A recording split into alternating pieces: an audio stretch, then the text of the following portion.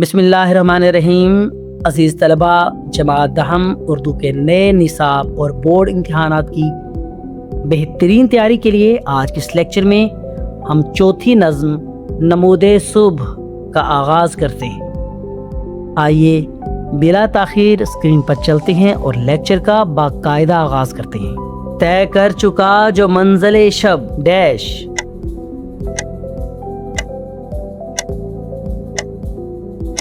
کاروان صبح عالم تمام ڈیش ہو گیا،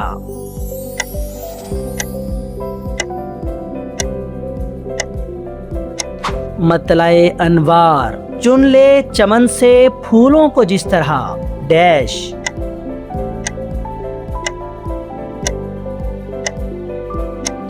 باغباں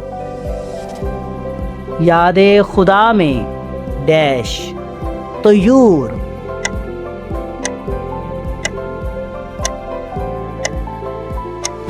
زمزمہ پردازی شبنم کے وہ گلوں پہ ڈیش،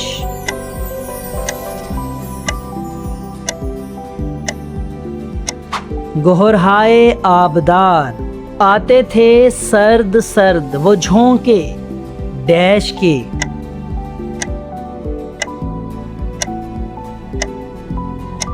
نسیم مطلع انوار سے کیا مراد ہے؟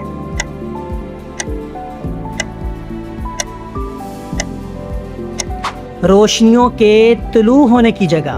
شاعر نے گوہرہائے آبدار یعنی چمکدار موتی کسے کہا ہے؟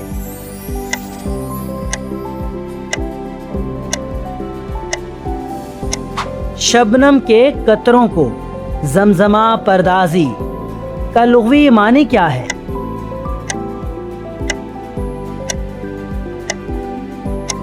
نغمہ سرائی یا چہچہانا، خوش مردہ ہو کر رہ گئے کھنچے نجوم کے۔ اس مصرع میں خوش مردہ سے کیا مراد ہے؟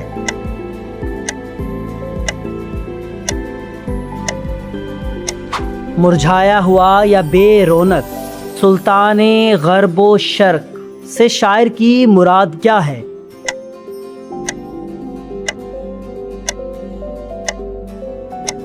سورج دامان کوہسار سے کیا مراد ہے؟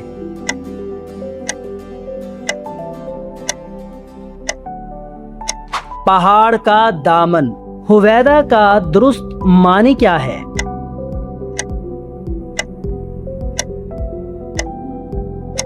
ظاہر یا عیاں۔ نظم نمود صبح ہیئت کے اعتبار سے کیا ہے؟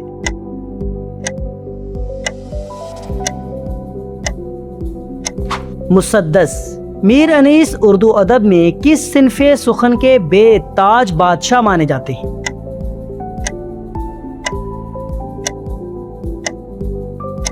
مرثیہ۔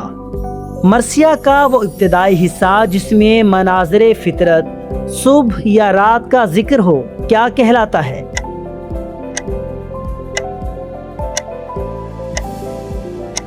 چہرہ۔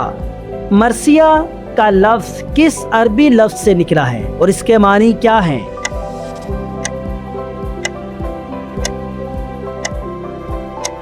رسا، میت پر بیان کرنا یا تعریف کرنا۔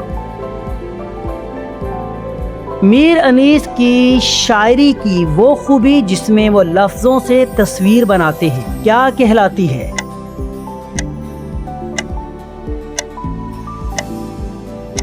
مرقع نگاری۔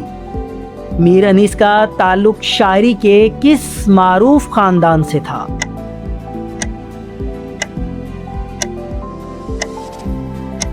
خاندان میر حسن۔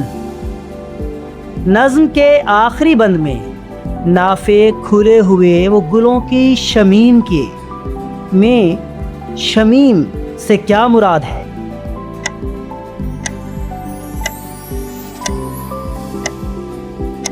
خوشبو۔ ڈیئر اسٹوڈینٹس، آج کے اس لیکچر میں ہم نے جماعت دہم اردو کی چوتھی نظم نمود صبح کے تمام لازمی اور امتحانی نقطہ نظر سے اہم ترین MCQs کو مکمل احاطے کے ساتھ حل کر لیا ہے۔ انشاءاللہ ہمارے اگلے لیکچر میں ہم 10ویں جماعت کی 5ویں نظم خطاب بجوانان اسلام کے MCQs کو اسی آسان اور جدید طرز پر حل کریں گے۔